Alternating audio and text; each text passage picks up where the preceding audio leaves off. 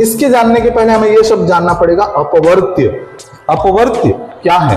तो अपवर्त्य है किसी का भी पहाड़ा। पहाड़ा जो होता है उसी को अपवर्त्य कहा जाता है। जैसे दो का पहाड़ा क्या क्या होता है? 2 एकम 2, 4, 6, 8, 10, 12, ये आगे बढ़ेगा, ये 2 के अपवर्त्य हैं। ऐसे ही 3 का अपवर्त्य, तो 3, 6, 9, 12, 15, ये 3 के अपवर्त्य हैं। 4 के अपवर्त्य, 4 का पहाड़ा 4 का अपवर्त्य है, 4, 8, 12, 16, 20, ये क्या है? ये 2 का अपवर्त्य है, ये 3 का, ये 4 का। तो पहाड़ा ही अपवर्त्य, अपवर्त्य हुआ। लेकिन अपवर्त्य से फिर आया समापवर्त्य। जब ये शब्द आता है तो हमको कम से कम कंपैरिजन के लिए 2 जने चाहिए होते हैं। हम 2 जने के अपवर्त्य खोजेंगे। समापवर्त्य 2 जने के अपवर्त्य खोजेंगे, कम से कम 2 चाहिए। तो हमको एक मिल गया, कौन? ये मिल गया। कौन मिल गया? ये 2 इसका अपवर्त्य और 3 इसका भी अपवर्त्य। तो इसके अपवर्त्य में समापवर्त्य जब इसमें आ गया, सम माने बराबर, इन 2 जने में कौन है जो बराबर है? तो ये हो गया 6, ये 6, ये 12, ये 12, ये दोनों क्या हैं? समापवर्त्य हैं। 2 के और 3 के अपवर्त्य में 6 और 12 समापवर्त्य हैं। लेकिन इसमें एक और शब्द जुड़ा, वो है लघुत्तम। तो लघुत्तम क्या होता है? तो लघुत्तम ये कहता है, अब हमारे पास 2 और 3 के अपवर्त्य कौन कौन हैं? अपवर्त्य कौन कौन है? 6, 12 और इस तरीके से आगे बढ़ते जाएंगे तो हमको 18 मिलेंगे, 24 मिलेगा, इस तरीके से आगे बढ़ता है। तो 2 और 3 के अपवर्त्य में कौन कौन समापवर्त्य हैं?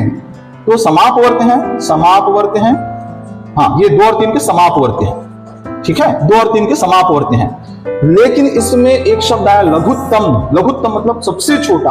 तो इस पूरे अपवर्त्य में सबसे छोटा वाला कौन सा है? तो वो 6 है। तो इन दोनों का लघुत्तम समापवर्त्य या एलसीएम 6 होगा, 2 और 3 का। 2, 3 और 4 के अगर हम देखें तो इस समय हमको 12 दिख रहा है। आगे अगर हम करते तो 24 नजर आता, इसमें भी 24 नजर आता और इसमें भी 24 नजर आता। तो 2, 3 और 4, 2, 3 और 4, इन तीनों के अपवर्त्य पर जब हम बात करते तो हमको 2 अपवर्त्य मिल गए, 12 और 24। तो आप फिर से बताइए इसमें लघुत्तम कौन है, छोटा कौन है? तो छोटा है 12। एक चीज हमेशा याद रखिए, जो एलसीएम होता है, चूंकि ये अपवर्त्य है, इसलिए जिस संख्या का हम अपवर्त्य निकाल रहे हैं, लघुत्तम समापवर्त्य हमेशा उससे बड़ा होता है।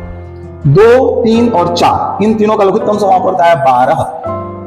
हमेशा इन तीनों से ये बड़ा होगा, या तो सबसे बड़ा वाले के बराबर होगा, जो तीनों में से सबसे बड़ा होगा उसके बराबर होगा, या उससे भी बड़ा होगा। अगर आपने लघुत्तम समापवर्त्य निकाला और तीनों अंकों से, तीनों संख्याओं से ये संख्या बड़ी नहीं मिल पाई है, तो हो सकता है कि आपका लघुत्तम समापवर्त्य गलत है। ऐसे ही महत्तम समापवर्तक क्या है? तो अब जान लेते हैं कि महत्तम समापवर्तक क्या है। देखिए, इसमें अपवर्त्य नहीं है, इसमें अपवर्तक है। अपवर्त्य में समाप, महत्तम समापवर्तक, वर्तक कौन होगा?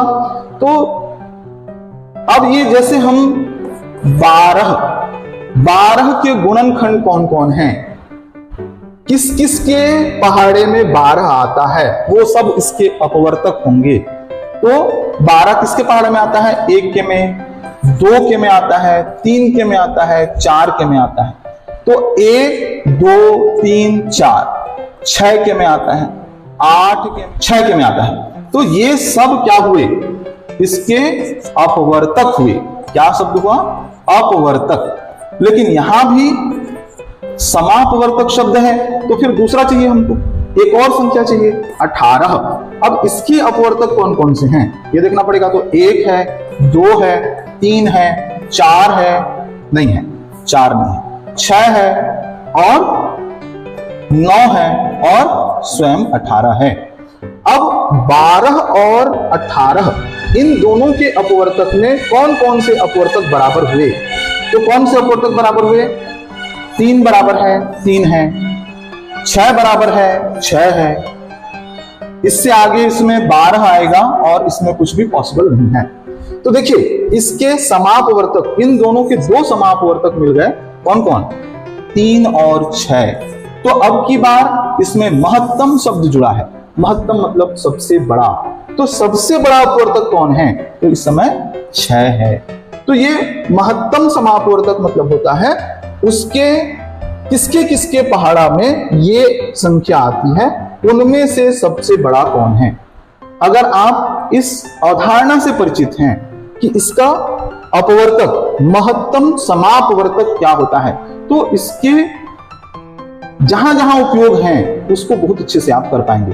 कौन से प्रश्न लघुत्तम समापवर्त्य निकालने की आवश्यकता होती है, कौन से गणित में हमें महत्तम समापवर्तक निकालने की आवश्यकता होती है। तो देखिए क्या होगा, जब भी दो संख्याओं के किसी एक ऐसे संख्या की खोज अगर हमें करनी पड़े जो इस दोनों संख्या को भाग दे सकता हो और वो बड़ा से बड़ा हो, भाग दे सकता हो और बड़े से बड़ा हो, तो वो क्या होगा, वो महत्तम समापवर्तक। क्या जो दो हमारे पास संख्या है इनके गुणन में प्राप्त हो सकती है वो छोटी से छोटी संख्या, तो ये होगा लघुत्तम समापवर्त्य।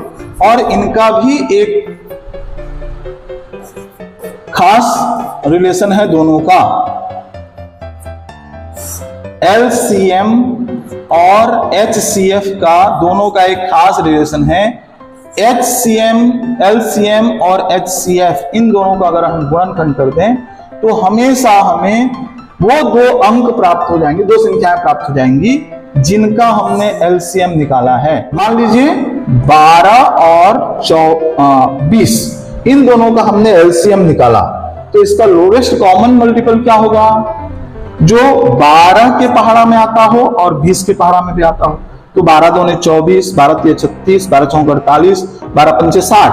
60 जो है ये 12 के पहाड़ा में भी आता है और 20 तिया 60 ये भी आता है। अब ये हो गया इसका LCM। HCF क्या होगा, जिसके पहाड़ा में ये दोनों आते हों वो बड़ी से बड़ी संख्या क्या है। तो देखिए 12 है, 2 के पहाड़ा में, 4 के पहाड़ा में, 3 के पहाड़ा में आता है। फिर ये 2 के पहाड़ा में, 5 के पहाड़ा में, 4 के पहाड़ा में और 10 के पहाड़ा में आता है। लेकिन 10 से 12 आगे जाने के कोई मतलब ही नहीं है। यहां जो 4 है ये दोनों में कॉमन है, तो ये क्या हो जाएगा 4। इसका HCF हो जाएगा 4, LCM हो जाएगा 60। और 60 और 4 का गुणा करिए, 60 गुणा 4 तो 4 छक्के 24, 240। इन दोनों के गुणा के बराबर होगा 12 गुणित 20 बराबर 240। तो LCM का अगर हम गुणा कर दें HCF के साथ तो इनके गुणनफल के बराबर होता है। तो ये एक बात आप नोट कर सकते हैं। ये कुछ कॉमन कॉन्सेप्ट हैं जिस पर हमारी बातचीत हो रही है। कॉन्सेप्ट अगर हमने पहले क्लियर कर लिया तो फिर हम इसके प्रश्नों पर विचार करेंगे। तो अभी के जितने भी वो कॉन्सेप्चुअल है, आप अवधारणा को समझिए, फिर हम इसके प्रश्नों पर अगले वीडियो में काम करेंगे।